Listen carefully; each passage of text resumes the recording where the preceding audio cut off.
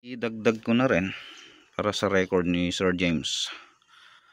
So, lumilipad po yung inyong projectile or pellet ng 945 FPS or 940 average gamit ang Astro. Pwede kang gumamit po ng Meteor as long as resize po yan ng 5.50 kasi nasubukan ko na po itong unit ninyo. Kahit Meteor po, walang problema. Pero kung talagang gusto natin, kasi may mga flyer, nagkakaroon tayo ng flyer dito.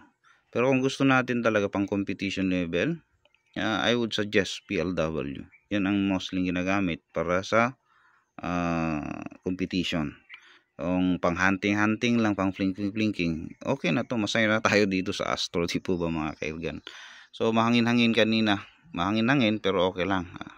Pabugso, mamaya mawawala yung hangin.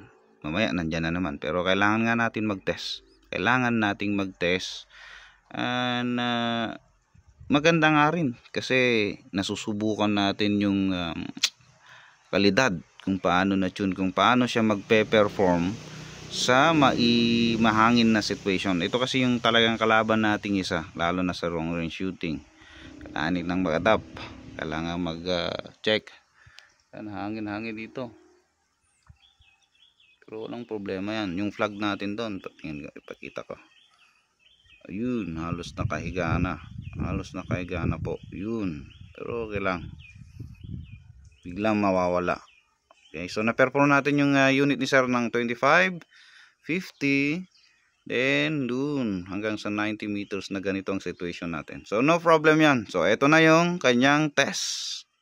Good day, Sir James from Bohol. So test natin yung unit ninyo kahit ganitong mahangin-hangin. Mas maganda sana kung walang hangin-hangin para walang rason, di po ba? At para ma-check na rin talaga kung gaano ka-accurate ang isang unit before natin may isasabak sa medyo mahangin-hangin na situation. So okay, ito dito tayo. Okay, pumasok nga. Isa pa.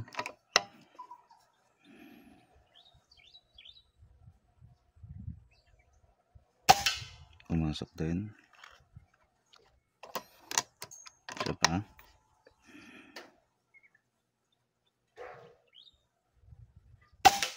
Pumasok din. Pasensya na, medyo magalaw yung pitik ng puso ng shooter. Isa pa. Sabay, syempre inhale, exhale.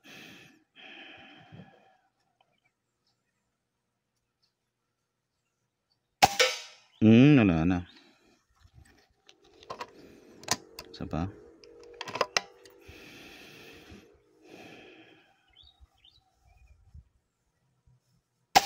Bumalik.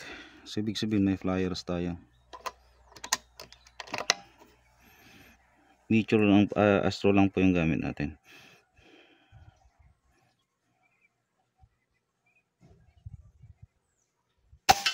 Okay, pumasok pa rin doon. So yan yung mayroon kang isang, hindi ko alam kung hindi yata may iwasan.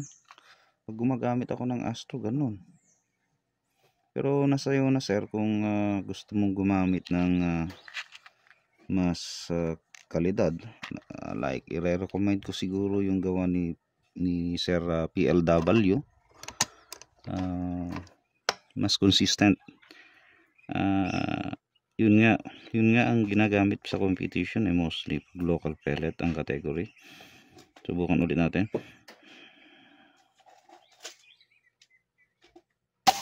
Okay, pumasok pa rin. Hindi kasi sigurado. Yan, ganyan po kaliit yung groupings mo, Sir James. Sir James from Bohol. So ito yung Taurus po ninyo ngayon. Okay, yan, tapos na tayo sa 25 meters kanina. Try natin dito sa 50 meters.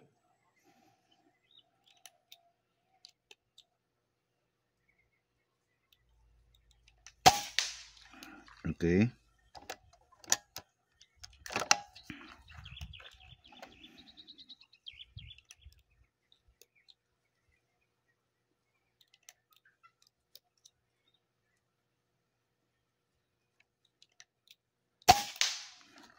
Okay.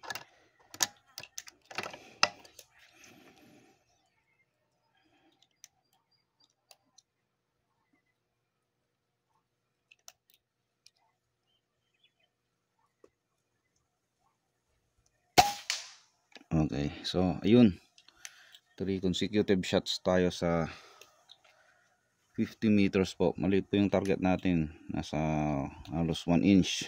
1 inch po yung target natin dyan. Halos kasing laki ng 5 peso coin. Okay, subukan na natin sa 80 meters. Ito yung 80 meters natin mga kaibigan. Sir James, yun yung 80 natin. Adjustan lang ko lang ng parallax para maliwanag sa tama ang parallax natin. So yun, nakikita natin yung kanyang mirage. Nakikita natin sa scope. Hope makita, maliwanag dyan. Oh, parang tubig yan, parang tubig na umaalon yung itsura nya. Hope nakikita niyo. Yun yung flag natin na magalaw. Try natin dyan, 80 meters. Subukan natin. Subukan natin ang dito. Okay, hit. So yun yung 80 meters natin. Kahit magalaw, konting compensation lang. Hindi ko alam kung nakikita nyo dyan sa video. Bakit ayaw ng reticle. Okay, yan. Nakikita nyo yung parang tubig-tubig, lalo na dyan sa upper portion ng scoop. Nakikita nyo parang tubig. Tapos may direction. Going dito sa scoop o sa sinisipat ko dito mismo sa scoop is going right po yung kanyang alon. Okay, dito tayo, subukan natin dito.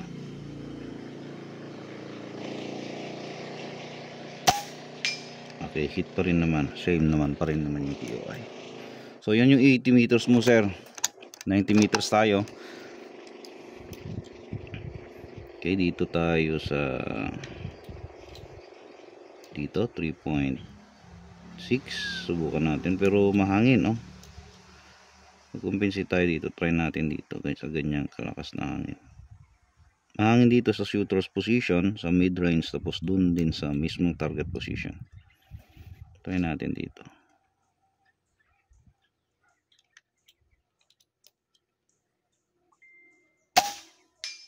Okay, hit natin. Isa pa sir, James. Nakachamba. So nakita nyo yung flag, iba-iba yung direction. Left to right, biglang diagonal. Magiging full win value, mamaya half value. Dito tayo.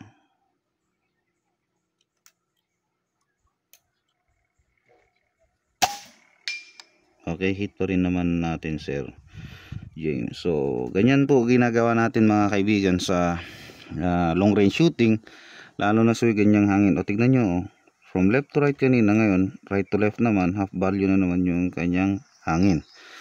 Anyhow, kaya natin yan kasi nga maganda naman yung unit, di po ba? So na-test natin sir James from Bohol. Hello sir, mga taga Bohol po dyan. Tanggalin na po natin yung ating cellphone sa sidecam. Ayun. Hello Sir James at sa lahat ng taga Bohol, mga erganero natin dyan. Kumusta po tayo dyan lahat?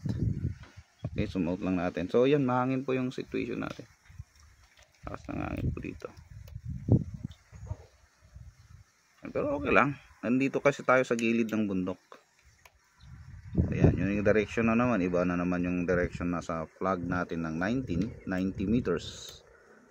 Yun. So, okay. Tested na Sir James ang inyong unit. At pwede na nating i-ship anytime upon your approval. So, ito yung gamit nyo sir ha. Isang major power resize to 5 point. Isang Astro I should say. Astro. Isang Astro resize to 5.50. Ganito po yung sample na ginagamit natin sir. Ganyan. Meron tayong nabibili po sa Lazada. I-share ko na lang yung link. I-message ko na lang sa inyo. Then magpapasama ako ng isang box ng Astro para magiging basis ninyo. Kasi kunwari ito, ipapasok niya sa kukunin niyo yung later on na resizer. Mukhang may message kayong ganito rin ha. Papasok niyo ganyan. Then itutusok, 'di ba? Yun yung kwan. Nakapasok na pellet natin na resize na galing po sa akin. Magbibigay ako ng isang box para sa inyo. then tutusok nyo ganyan yan, then may adjustan ditong tornilyo, unscrew nyo din para makuha nyo yung tamang length or tamang height nyan, deep, kung gaano kalalim nyo papasok yung pellet.